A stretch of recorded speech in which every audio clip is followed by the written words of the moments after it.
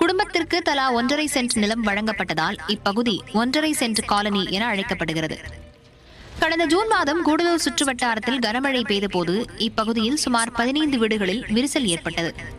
இதனால் 48 முதியவர்கள் உட்பட அப்பகுதியைச் சேர்ந்த பொதுமக்கள் பாதுகாப்பான இடத்திற்கு மாற்றப்பட்டனர்.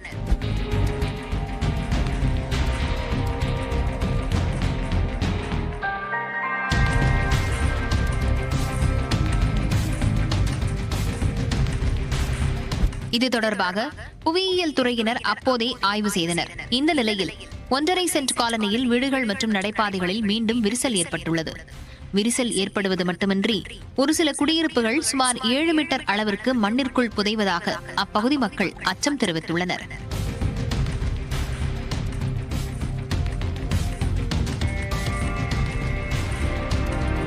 மருத்துவமனை கட்டுவதற்கு மண் எடுக்கப்பட்டதால்